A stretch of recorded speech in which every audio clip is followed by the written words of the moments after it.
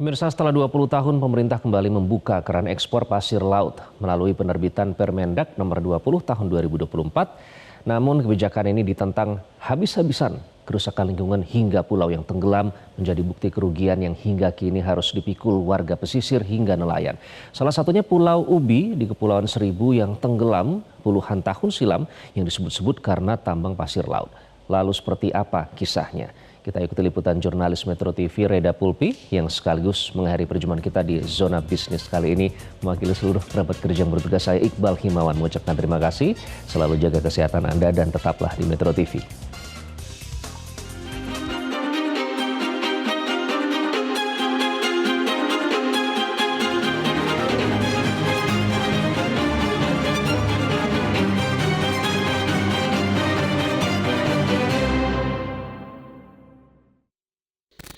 Setelah 20 tahun tiba-tiba pemerintah membuka keran ekspor pasir laut. Padahal kerusakan maritim kita sudah jelas ada di depan mata.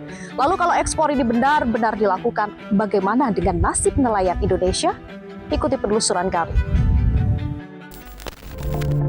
Rencana pemerintah membuka keran ekspor pasir laut menimbulkan pro dan kontra. Banyak pihak menolak karena ekspor yang sempat dilakukan tahunan lalu ternyata sudah berdampak nyata pada pulau-pulau yang hilang di Kepulauan Seribu. Salah satunya adalah Pulau Ubi. Sekitar tahun 1950-an, masyarakat Pulau Ubi bermigrasi ke Pulau Untung Jawa karena pulau mereka tenggelam. Tim Metro TV mencari warga Pulau Untung Jawa untuk mengetahui kebenaran cerita tersebut. Nah, saya sudah sampai di Dermaga Tanjung Pasir di Kabupaten Tangerang, Banten. Kita nanti akan naik kapal menuju ke Pulau Untung Jawa di sebelah sana, mungkin sekitar 15 menit. Dan kita akan nanti berbincang juga dengan salah satu sesepuh yang mengetahui cerita perpindahan penduduk dari Pulau Ubi menuju ke Pulau Untung Jawa. Tak sampai 30 menit, dermaga kecil dan pasir putih di Pulau Untung Jawa menyambut kami.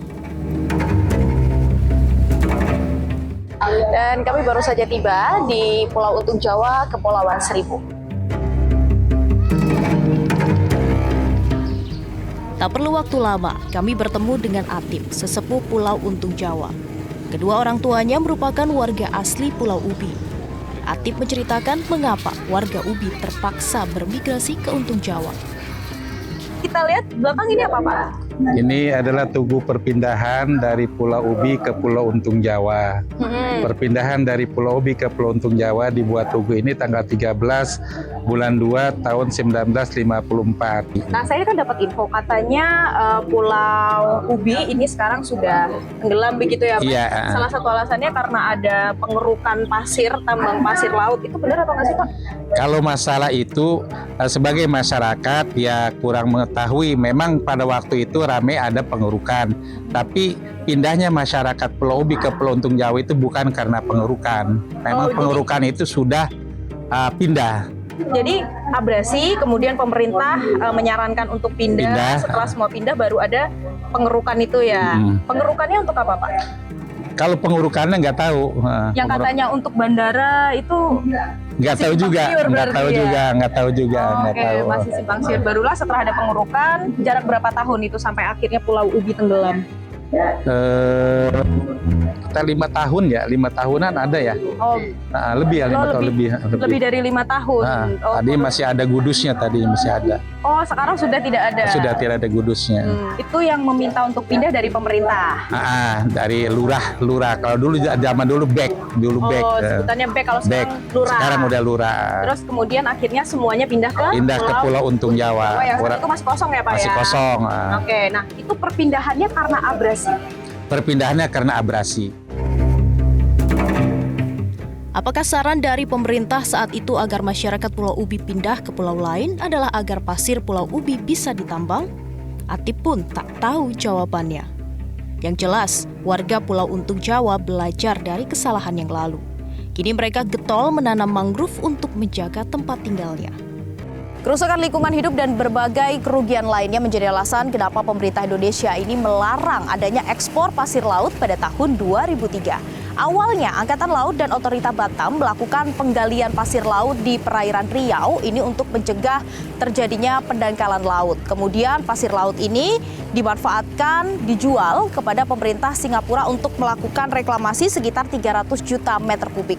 Tapi ternyata pemerintah Indonesia mengalami sejumlah kerugian. Salah satunya adalah perbedaan harga antara harga ekspor Indonesia dan impor Singapura yang ternyata cukup tinggi perbedaannya, sekitar 1,76 miliar dolar Singapura per tahun. Padahal aktivitas ini sudah berlangsung selama 24 tahun sejak tahun 1978 hingga 2002 yang secara otomatis kerugiannya mencapai 42,38 miliar dolar Singapura. Yang menjadi pertanyaannya, kalau untuk keran ekspor pasir laut ini benar-benar dilakukan oleh pemerintah Indonesia, apakah kita sudah siap dengan berbagai kerugian yang kita alami? Indonesia merupakan negara maritim dengan ribuan pulau, bisa jadi hanya menjadi cerita semata kalau ekspor pasir laut tetap dilakukan. Bahkan cerita tentang nenek moyang kita adalah seorang pelaut bisa jadi hanya cerita semata karena nelayan kita sudah tidak punya tempat untuk mencari ikan. Lalu menurut Anda pemirsa, apa yang harus kita lakukan?